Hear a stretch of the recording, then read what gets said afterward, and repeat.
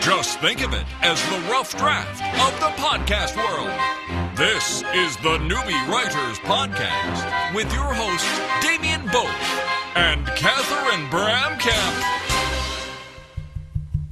Is this on? I've never done this before. Welcome. It is episode 189 of the Newbie Writers Podcast. And yes, we had a couple of weeks off because we had nothing to talk about for the first time in 4 years. That was our anniversary gift. I know. We stopped talking. It's kind of starting to mimic real life now, isn't it? Oh, no. You know, you have your anniversary. It's like, what should we do? Just be civil. There you go. Or no, even better for us, it was like, what do you want to do? I don't know. What do you want to do? Well, I don't know. What do you want to do? That's what it was like. Yeah. I don't know. I said to her, I don't know. See? I said to Sharon, you know, it's her birthday coming up. And I said to her, what do you want? I said, don't give me that crap of, you've known me, we've been together for 11 years, you should know by now. She's like, oh, I don't know. We're going away at the end of the month. Just say that can be the gift. I'm like, oh yeah, that's going to go down really well. Yeah. That means that you better shop and have something in your hand on her birthday, right? Right, because on the day it's like, here's a card, it's empty. It's like, yeah, but we're going away. Nope. Doesn't work. Oh, you see, you're a fast learner. You got it. It's only taken 11 years. What do you mean, fast learner? Giving you the benefit of a doubt. Well, be that as it, we have a great guest today, Kaitlyn Mirison, author of An Artist's Pillars. Kaitlyn, thank you for coming on with us. Oh, well, thank you for having me. Oh, our pleasure. So tell us, I'm just going to launch into this because the rest of what we were going to say is probably really dull and boring. So we've got an interesting guest instead. An Artist's Pillars is a guidebook to help people break free from self-doubts. And I thought that was very intriguing when it came across my computer screen. Can you tell us a little bit about the book and what inspired you to write it and to then subsequently market it? And will it help me buy a present for my wife? There you go. I've got a lot of self-doubt help him about buy that. a birthday gift. It depends. It depends. So, yes, you're right. The book itself is really written for folks that, you know, they've got something inside of them to share, to create that kind of, just that idea that is just really inside them to get out there. But there's this overriding belief and question of their own ability, and extends even further into their personal value of life, that just holds them back from being able to get what is inside of them to create out in the world. And, you know, when you go to create something that comes from such a personal place, like the written word so often does, that can leave you really feeling just kind of naked and exposed. It's just such a deeply vulnerable place. But within that, as beautiful as it is, it's also a breeding ground for self-doubts. And so this book is written for those folks to really learn fundamentals that are just necessary to get where you're kind of backtracked there. It's necessary for you to create from. So it focuses on developing this internal foundation within you so that you're standing on this solid base within you, and that's what guides you to create forward. That's what guides you to go and, you know, make the call to your agent when you need to, make the calls to your, you know, prospects to talk to your audience, make the calls to people that you want to collaborate with, or even if the self-doubts are occurring before that stage. You know, when you're staring at that blank page, there's 4 pillars that I talk about that really develop that internal foundation that will help you move past that blank stage. It's not teaching the skills of writing, but it's teaching a new way of being in relationship with yourself that enables you and supports you to move forward with all that's in you. You know, there's just, creativity is such a beautiful thing within ourselves. And when that's stuck inside of us, that's also so crippling within the other aspects of our life. And when you're able to really tap into that piece of you, you get that sense of being alive in life. And that's really one of the reasons we're here. And so that's, you know, to go to your question of why and what inspired me to write this book. It kind of taps into that, in that I had always dreamed of being a writer as a little kid. I was always dreaming of being a writer and writing, creating stories, even would expand further and develop my characters into physical forms, and just lived in my imagination. And then when I entered college, I just didn't believe I could do what I wanted to do. And so I entered a degree program, something that was stable and something I could do, but it never helped me feel alive. And so that's that sense, that wanting to just feel alive in life and really be who I am is what helped motivate me to take a leap and discover what was inside of me. Because I have just firsthand knowledge of what it feels like to believe you are insignificant. So, before you do the 4 pillars, though, do you need to get council approval? That's what I want to know.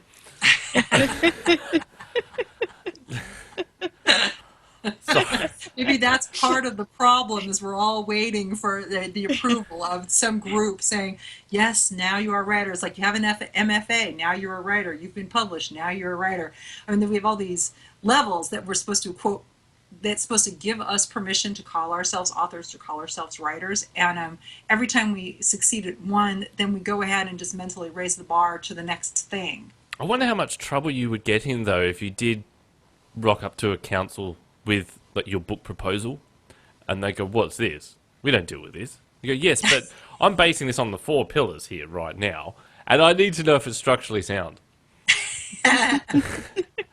Well, I think, Catherine, you bring up a really good point in the needing to get approval. And really, it's about being who you are and doing what is inside of you to do and creating what's inside of you to create, where you don't need to seek other people's approval in order to do that. And if one person or one organization says no because your idea doesn't resonate with them, it doesn't mean it's not valid. So it's that idea of you have a book in you and you need to get it out. I mean, it's an old joke and an old metaphor. It's like the doctor says, that book in you has got to come out. That's along those lines where, you need to get it out. You need to give birth to the book. Well, how do you get past kind of yourself? Because oftentimes, I agree with you. I think that we oftentimes stand in our own way for various reasons, and none sometimes that we can even pinpoint. So tell us about the four pillars that will help us get out of our own way. See if I can talk. Well, one of them would be speaking properly. I think one that, one to start with is a pillar of tenderness. And that is when you are in the hold of self-doubts, you can really start beating yourself up and, for not being something other than who you are right now. And to really invoke what I label as a pillar, but the sense of being tender, compassion, and understanding towards yourself. And that it's okay to be nervous about something new you're embarking on. There's a lot of reasons, like you mentioned, Catherine, that, we get nervous at times. We have self-doubts that come up, and all of those are understandable. And so instead of beating yourself up, it's treating yourself with that sense of compassion and understanding. And it's also within the realm of tenderness is being in relation with your own personal conversation. And part of that is your inner critic. And, as someone who I think you're so well, most of us are just well familiar with is our inner critic. But instead of trying to shut down the inner critic, cause it, tell it to shut up, just, turn it into something else, allow it in. Allow it just to flow in, because when you do that and you enter that space, you are no longer bashing a part of you. Because the inner critic is really communicating with you. It's showing you deeply seated beliefs about yourself that are holding you back. And when you sit and you kind of flip the relationship with it and say, okay, what are the patterns that keep showing up? When in my life does my inner critic really flare up? What continues to happen? You can start to see where it is in your life that is being triggered. And you can then start to change that, because that awareness itself then expands into allowing you to see what you can do. So I really encourage just that, taking that tender approach with yourself. And instead of being, there was a time when I used to say, no one is harder on me than me. Mm-hmm. Yeah. No, and for a long time that was true. No matter what was going on in my life, I was the hardest person on me. And that's changed. And in that change, in being someone who is, I have a lot of supportive people in my life, but being also extremely supportive of myself and allowing the inner critic to come in and listen to its messages, allowing, just allowing if I'm feeling regret about something, if I'm feeling scared about something, and invoking that sense of tenderness, I'm then able to send out an invitation or an inquiry to you guys. What about, I'm able to, all those types of things, because I'm in an encouraging mode versus a bashing mode. What about me? I've got the opposite problem. Because I don't really have the inner critic. I'm more of an outer critic. Aren't I, Catherine? An outer critic? Yeah. I think that's a tad healthier, to be honest. Not for you, it's not. I can handle it. Yeah. I think that that's an interesting approach, because especially with NaNoWriMo coming up, and with a lot of what we'll recommend for readers and writers is to repress the inner critic, throw out the editor, ignore. Very rarely do we hear ever, allowing them in. And I think that's interesting, because I'm thinking, I don't want to talk to my inner critic. I hate my inner critic. So like I have a love-hate relationship with my editor, but the inner critic man is out. So it's do you walk in the book, do you walk somebody through that idea? I do. And in it, I'd like to share that in doing that and in being in a space of allowing you allow yourself to expand. It's just part of it's like putting yourself in training of allowing what is in you to come out. And so that's that same kind of concept and sense with this. And so what I walk through in the book is actually kind of 3-step process, or just guided exercise of going, okay, first step, when you hear your inner critic come in, first thing is just detach from the story, sit there and be a listener.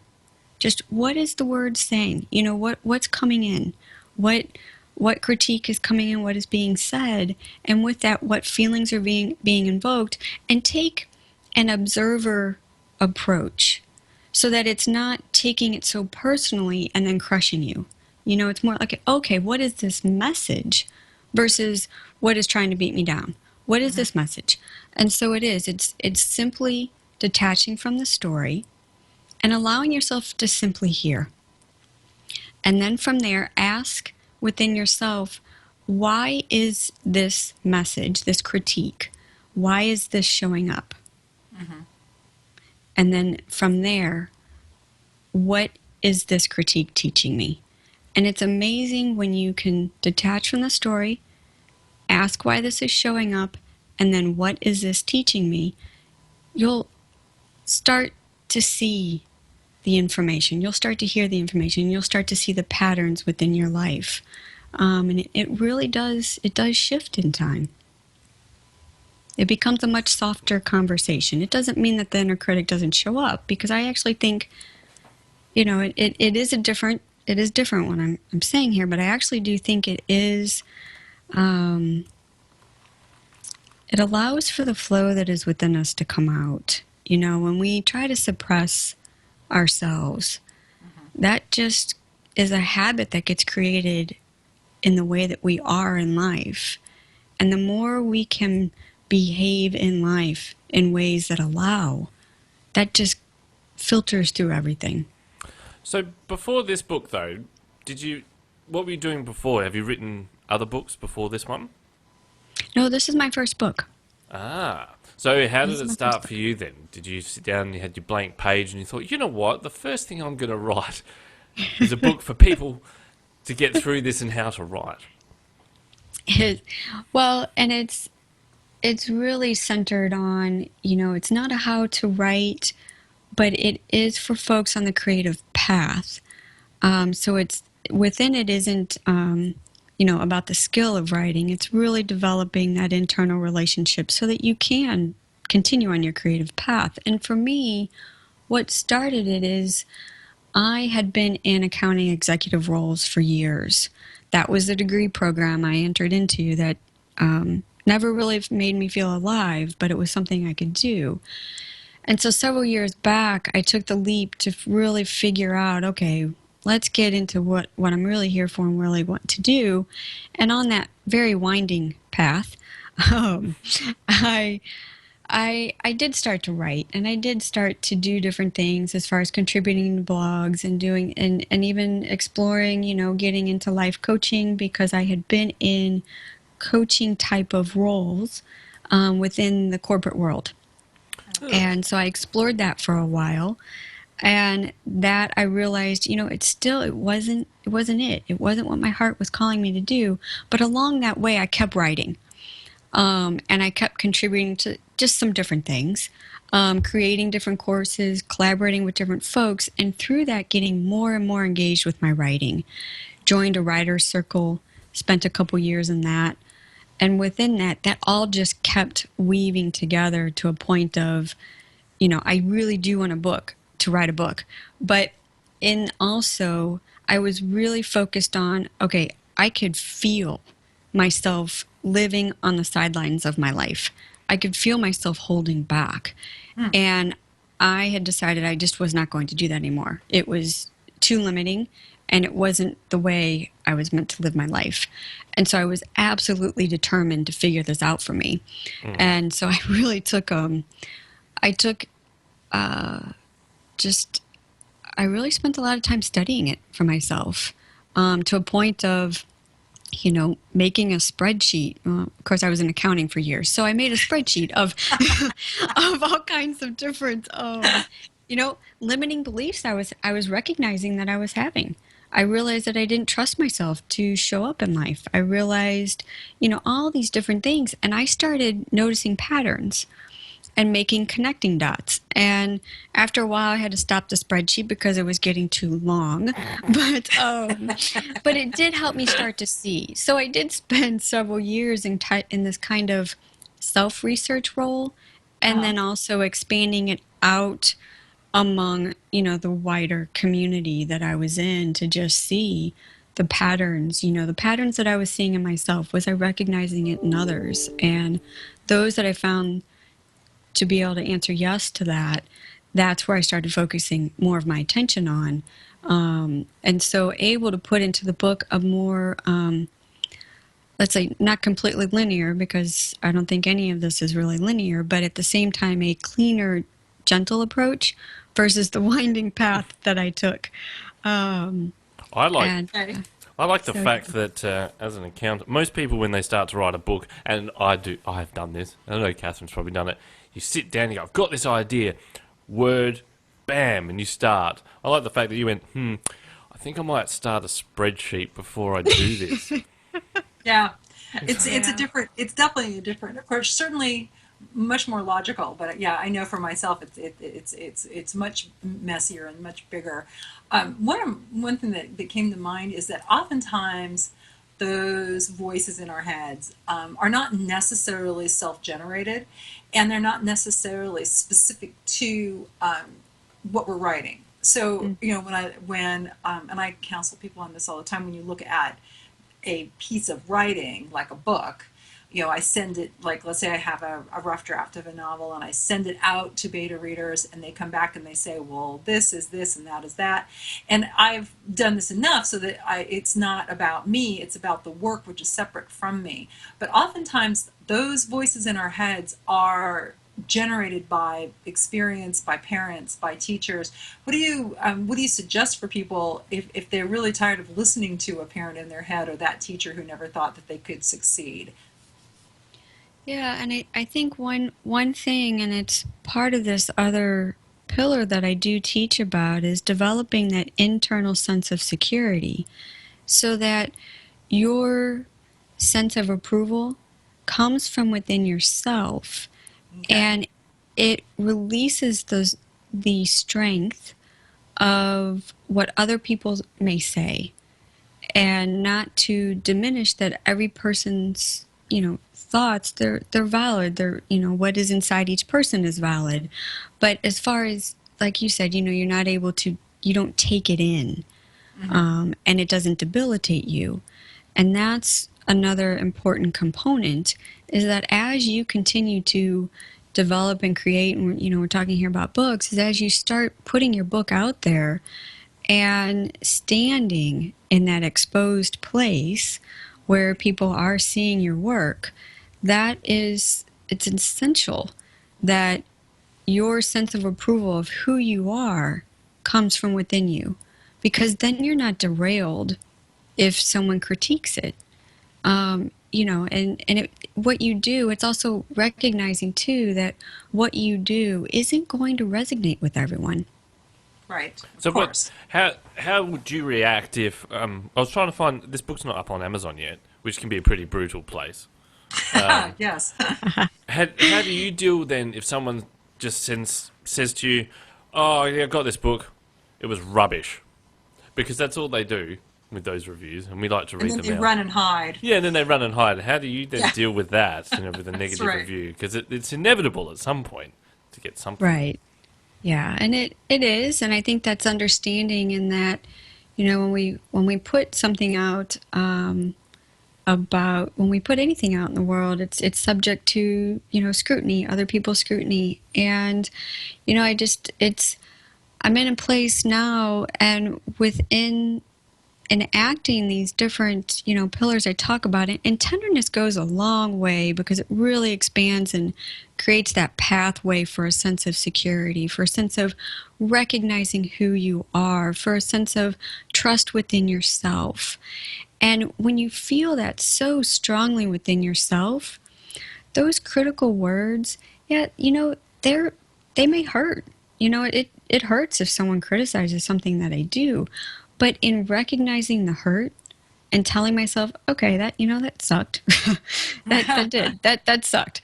But it's okay, because it doesn't diminish who I am, and it doesn't diminish the validity of what I've created. Even if no one else resonates with this book or anything else I create ever and again in my life, it's okay. It really is, because it doesn't diminish the value of me as a person. And I needed to express what was in me into this book. And, I fully have hopes that it really makes an impact for people, those that it resonates with. There's lots of people it won't. So when this book was that's okay. done, when did you know, basically, when did you stop? So when you're writing along, you're like, okay, I've got this and this set out. At what point did you feel like it was done? And then how did you then go about, have you gone through a publisher for this, or is it self-published, that sort of thing? Sure. And that was so interesting. And part of, with this particular book, because it is kind of laying out a path for folks, kind of like I call a map, to get you to a certain point. And I had recognized within myself that I was at this certain point, and at an understanding of what that point was. And so I had started officially writing it at the beginning of this year, pulling from a lot of different things that I had journaled about, and like I said, my spreadsheet and all kinds of stuff. The ever powerful spreadsheet. Woo! Yeah. But, I got to a point, I was like, okay, where is it that for this particular book that I want people to be able to get to? And when you're able to get to this particular point, okay, this is the stopping point, because from there, then your life is expanding. You're stepping out, you're bringing out what you want to create, you're actually creating, you're actually putting it out in the world. And from there, that's something different. This is getting you to the point to be able to do that. And so that's when I knew that was a stopping point. As far as going with, I decided to self-publish, and I also decided to sell it only on my website. Okay. So I've decided that I'm doing all the marketing myself, And I would do the majority of the marketing, whether I was on, Amazon or something Yeah. else, or if I took the Absolutely. time to try to get, an agent and publisher and everything else. Right. And this book just felt ready. It felt ready to be out there for who it needs to be for. And I decided that if I'm going to do all the marketing anyway, then I'd rather point people, I'm going to point them somewhere. I'd rather point them to my website. And that's where they can buy it. And what's great is just where technology is this day, is that we can do that. I'm not someone that has programming knowledge, but the site that I use to create my website and then also host my product, it's more copy, cut, and paste for me, and I'm able to put it all together. So this is probably the dumbest question ever because you've got the accounting background, but how'd you come to the price point for the book? Is that another spreadsheet? Please don't tell me. No. Oh, No, it's not a spreadsheet, but I did analyze it. of course. Actually, I just started looking at, what are other folks charging for their books that are in kind of, I would say, the self-help realm. Okay. What felt like it would still be an accessible price for folks, because I really want this material to be available for as many folks as want it. But then also what feels like it's an investment too, because I am asking you to reflect within yourself and go through exercises and stay committed. This isn't a book to read quickly, and it is one to really work through. It's more of a, guidebook, workbook, whatever name you want to give it. And so it does involve, for you really to get out of it, it involves you taking that time to do inner reflection. Okay. And not to stay there. I don't want you stuck there, and I guide you through that so you don't stay stuck there. But it does take that commitment, and so that's where I wanted the price to be. What would feel like, okay, I spent more than 99 cents, because that would be, if you're in kind of that awkward place within yourself, it could be easy to just push it aside, put the book aside. And so it was that fine number that I kind of just analyzed among those several different ways, and then really just asked within myself, okay, what feels right for this? Well, it's an interesting question about sort of the price point, though, and I'm now thinking, Catherine, Yes. we're doing a it's kind of like a self-help book, really, isn't it? Don't write like we talk. Yeah, it's similar. It's similar. It's a writing book specifically. Yes. I think we're going to need to be a bit more snarky. Otherwise, if we come in at a real price point, then we're going to offend a lot of people. Well, when I get my hands on it, because we're gonna use we'll be under an imprint of my new publisher, so it won't be up to us. It'll be up to him. well, That takes us out. We can just blame the publisher. It's really awesome. Yeah.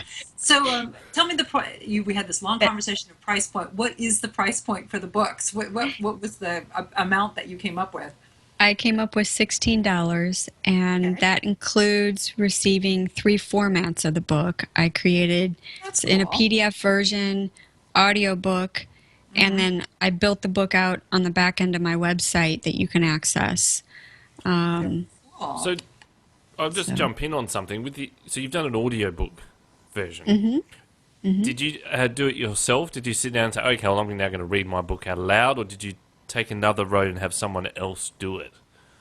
No, I did it myself. This book is so personal in where it's coming from, because it's all based from my personal experience.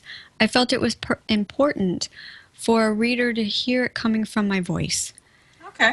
And hear where different emotions come in and things like that. I just thought that would be helpful. And so, yeah, I was able to borrow some really great recording equipment, and spent the month of July recording it. So that would have been a learning curve in itself, though, too, wouldn't it?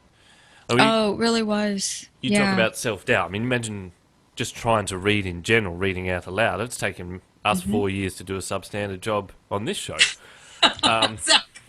I would say you do much more than substandard. You guys have a great show, but I think really I had to practice. I talked, about tenderness, and I had to practice that within myself. It was really called upon to use that and practice what I'm saying, and not only from a, encouraging myself to keep going, that my voice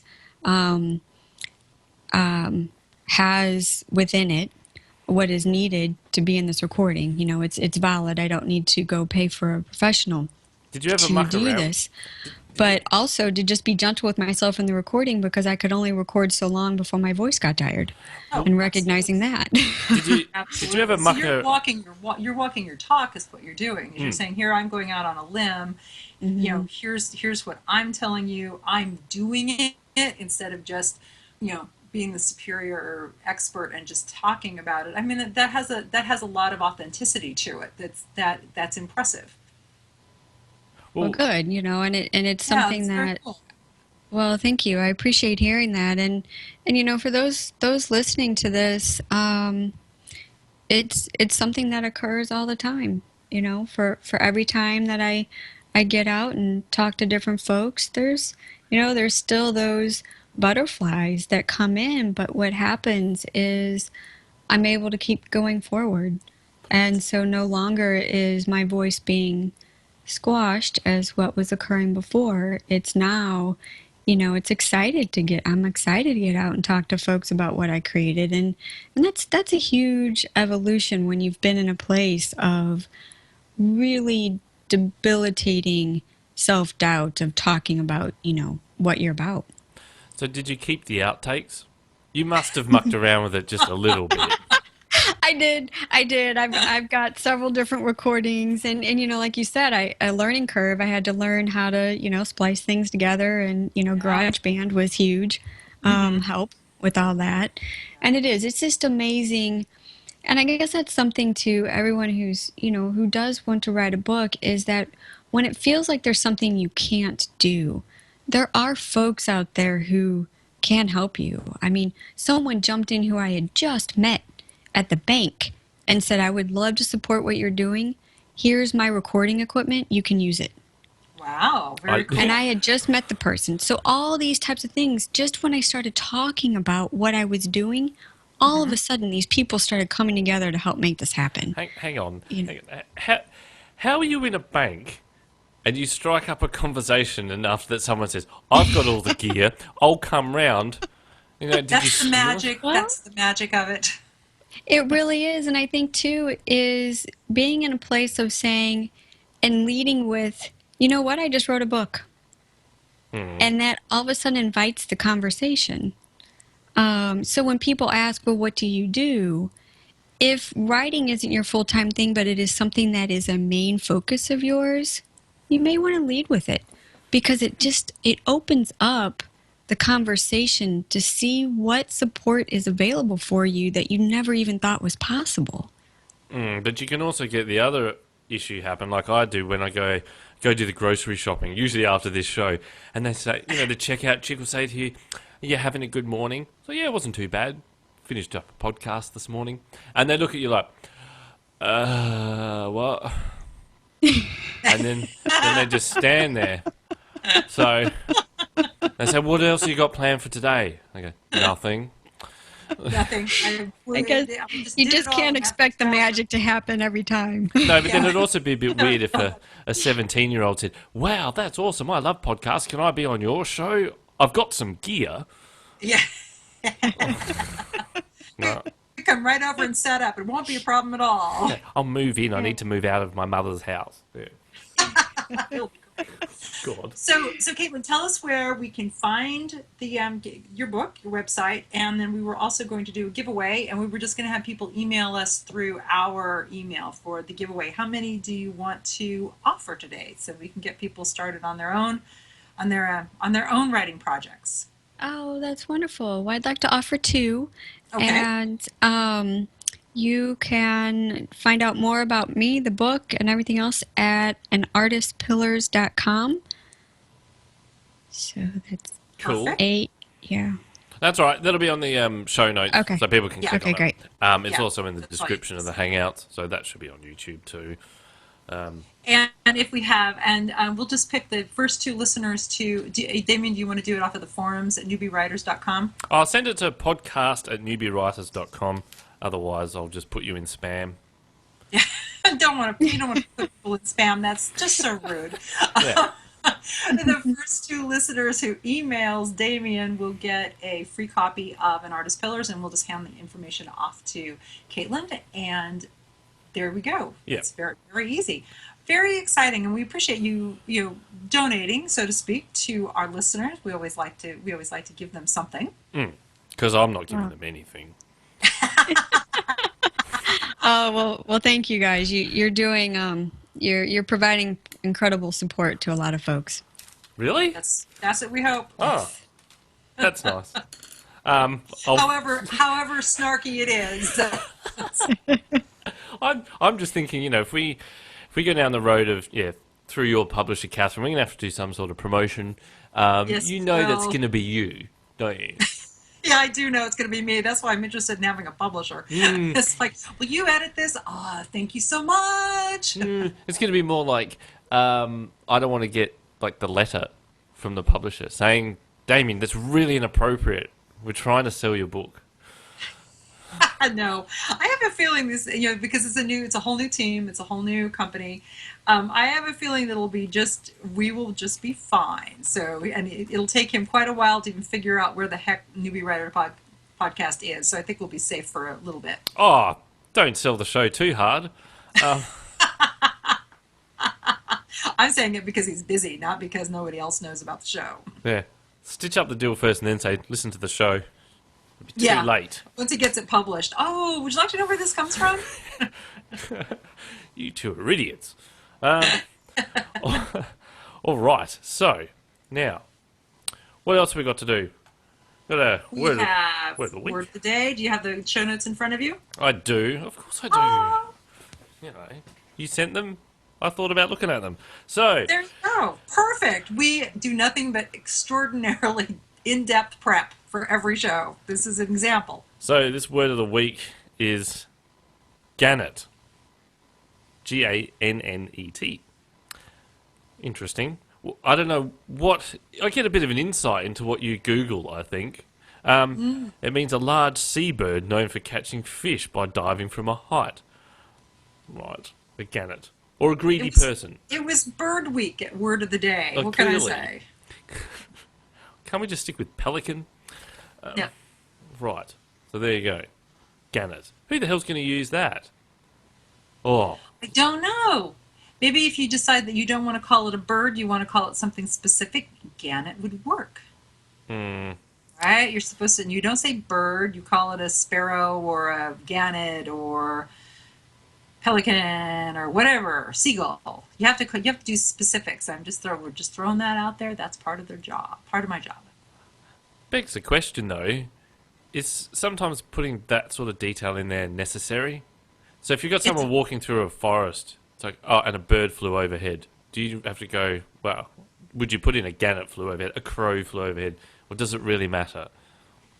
Yes. So if you are the omnipresent narrator and you are in a specific area in which the birds are going to matter, so a sparrow would be different than a seagull because that places you differently in geography. Then you would use seagull, gannet, sparrow, pterodactyl, whatever bird you're going to express, right? If you have a character who looks up and sees the birds and says, oh, the geese are flying south for the winter, or the ring-tailed gray Canadian geese is flying for the winter, it's going to express how that character is in the world. So if they're very specific, that's going to be one character trait. If they're not so specific and just sort of, airily walking around saying, oh, look at the birds, that can be also a character trait. Right. Look at the sheeps. Yeah, look at the sheep. Or my son took this really great picture of a sheep when he was in Ireland. And I said, yeah, that's really good. You got the sheep to look at you. And he says, yeah, it took me 20 minutes calling out, here, sheepy, sheepy, sheepy, sheep. Oh, my God. And someone's probably, the farmer's going, bloody tourists. I don't know if that was after his whiskey tour or before. For his sake, I'm hoping after. Here, sheepy, sheepy, sheepy. Come and look at me. Come here, come here, come here. Apparently, they don't just follow those calls very easily. Well, mind you, all they had to do is put a New Zealander behind it. Anyway. Yeah. Sorry, we won't go there. No. Now, I don't have a tortured sentence on my sheet. I do though, so it's okay. Would you like me play? You can play the bump. I got it. Cool. Next time, don't put the wrong faces on the right slab. Tortured sentences. That was This the. is I was going to say that was the council where Kaitlyn. yeah. took her You're bookings. building the pillars. How is this going to look? Can you tell me? It's all right. She's gone now. This is the world according to student bloopers from Richard Lederer, who puts together some of his students' better moments, and I think he might enhance them a bit. But this is from clearly the answer to a test, and the answer reads, Pharaoh forced the Hebrew slaves to make bread without straw. Moses led them to the Red Sea, where they made unleavened bread, which is bread made without any ingredients. Did they go to your cooking school? Did they?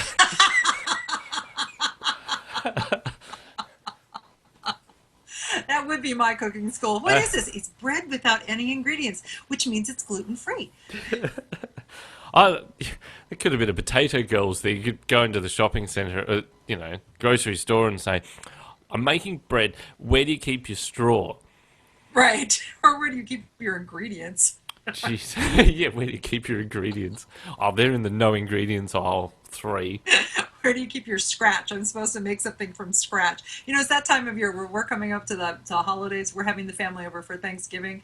And it'll be one of those, again, my husband will say, well, let's make the whole dinner. And I'm texting my sister-in-law, please bring the vegetables. Another one, please bring the salad.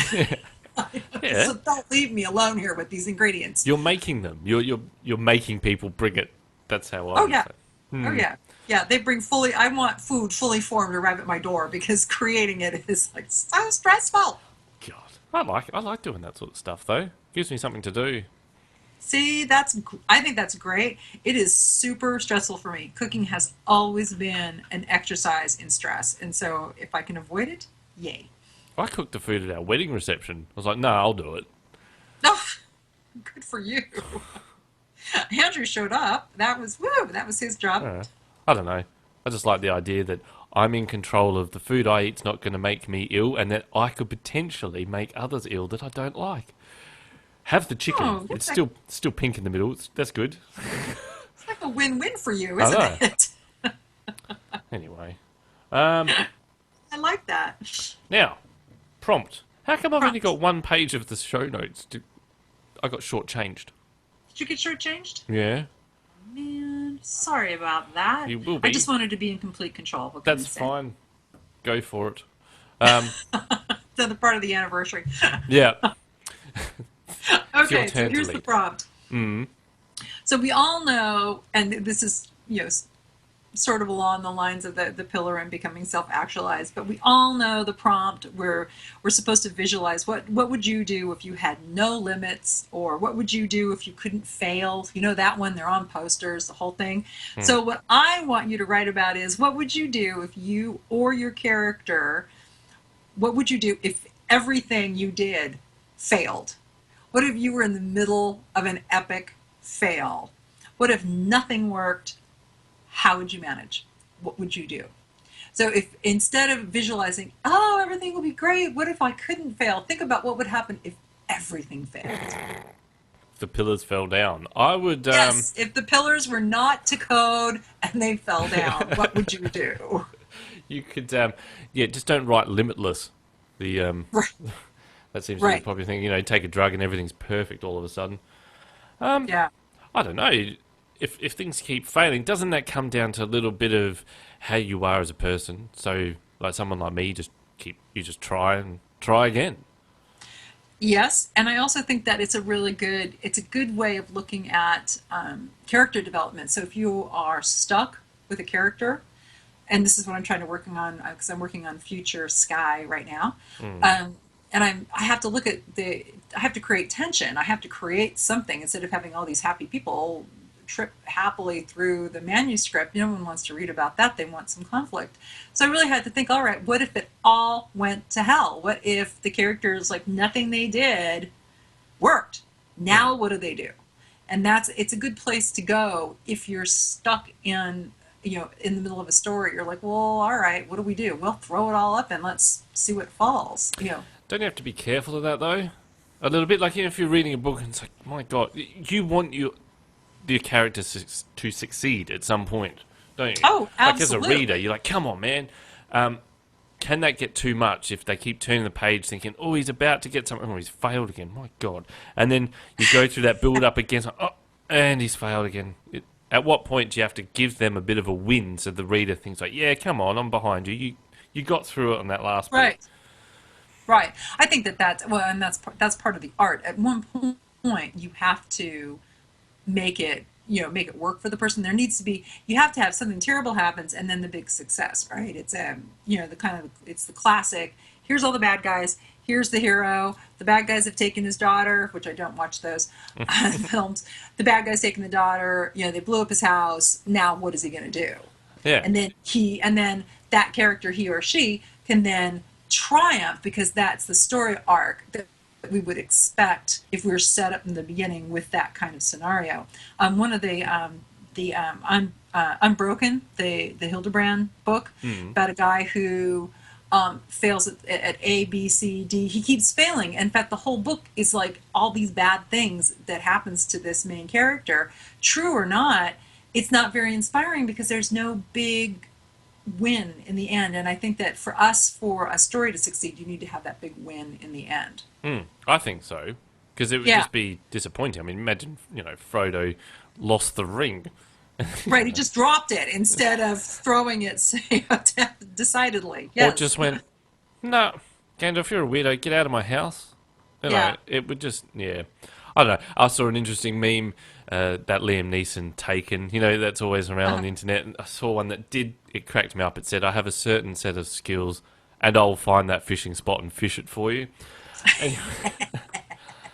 And I thought, what an interesting twist to the film. Imagine that. Instead of his daughter being kidnapped, he's got someone going, oh, I've been fishing all morning and haven't caught a thing. Come on over, help me. Come on over. I don't know. Anyway. Yeah, exactly. So what you can do, and I only say this because people are starting to set up for National Novel Writing Month.